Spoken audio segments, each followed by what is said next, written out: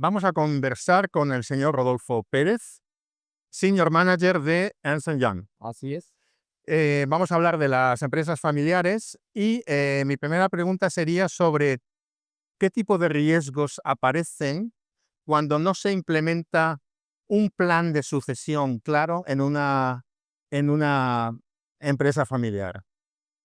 Bueno, la verdad que es tu pregunta es muy relevante porque es uno de los temas de éxito o no éxito en las empresas, en la trascendencia de empresas familiares.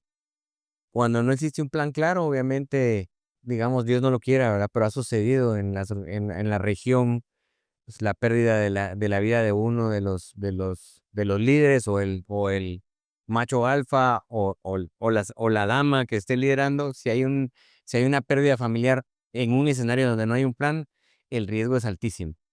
Y lo hemos visto en repetidas ocasiones, o sea, inestabilidad, falta de claridad en el proceso de toma de decisiones, falta de propósito en algunas ocasiones. Entonces, cuando no existe ese plan, ni se empieza a construir la sucesión, porque no son procesos de 2 meses, ¿verdad?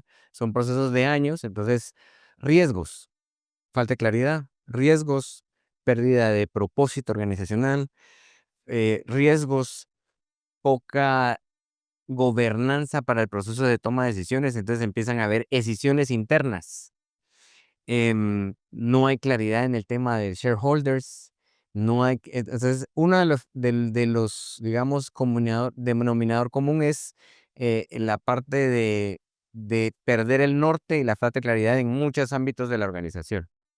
Entonces, ahí ese es uno de los riesgos. El otro de los riesgos puede llegar incluso hasta el modelo de liquidez y administración de la riqueza, porque como no existe un modelo de gobernanza claro, entonces también ha sucedido tristemente que algunas organizaciones han perdido su riqueza que les tomó 20, 30, 40, hasta 50 años, las pierden en 2, 3 años. O sea, se esmeran con mucho esfuerzo, son muy creativos en ese proceso.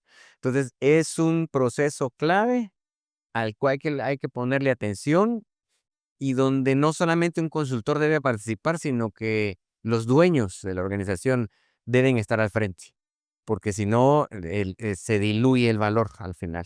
Esos quizás son algunos de los riesgos.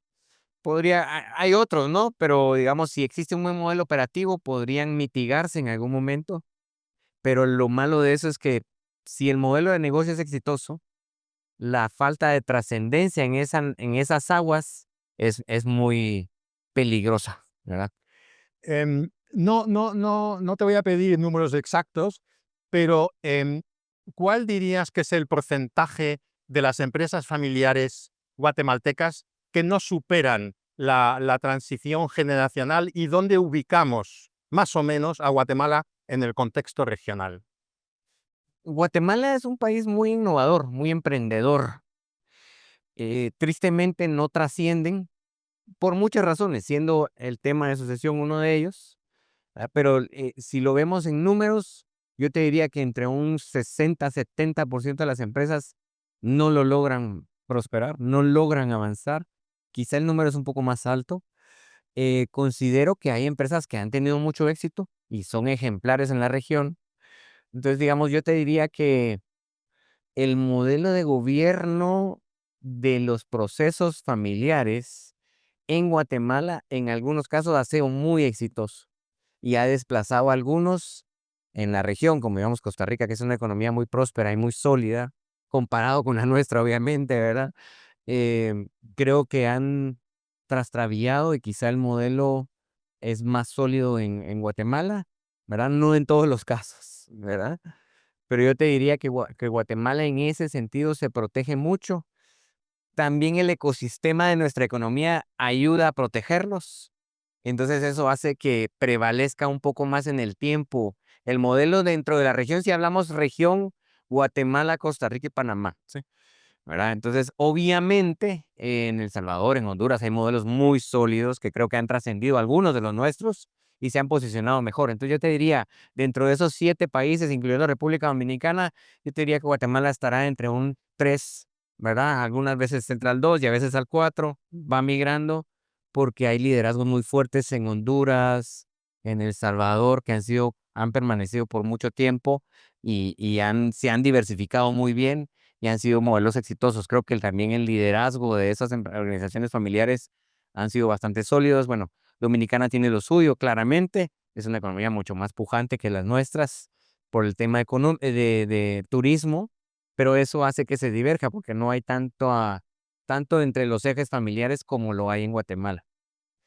¿Y cuáles dirías que son los incentivos fiscales más importantes, más positivos para beneficiar a medio y largo plazo a la empresa familiar?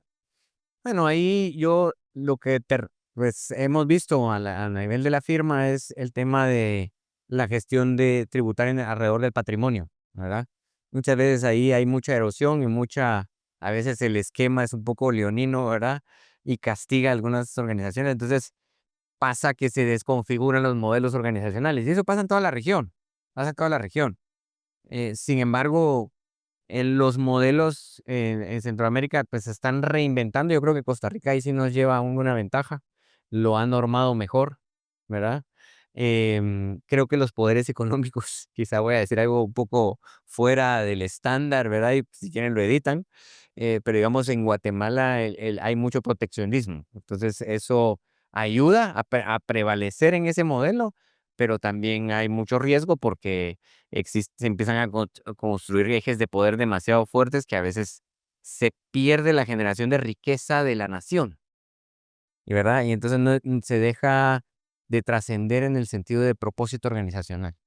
Y ya para finalizar, em, ¿cuáles dirías que son las tendencias globales que con mayor urgencia habría que adoptar para apoyar a la empresa familiar?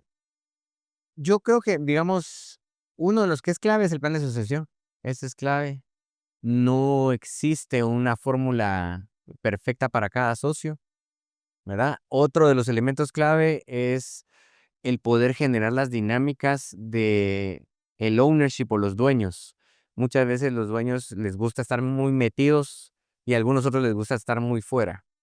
Yo creo que los dueños tienen que buscar un balance, que es lo que estamos viendo a nivel global, donde el dueño es dueño y su equipo corporativo es equipo corporativo. Entonces, hay modelos disruptivos que han generado mucho valor, sobre todo ahora que hay modelos de innovación muy agresivos que les están permitiendo crecer de manera disruptiva. Entonces, yo te diría que ese es otro elemento.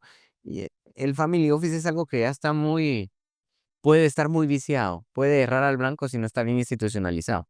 Esos serían los comentarios que tendría que hacerte en ese sentido. Rodolfo, pues muchísimas gracias por tus comentarios y Marcos, opiniones. Un gracias a placer. ti. Gracias a ti por tu tiempo.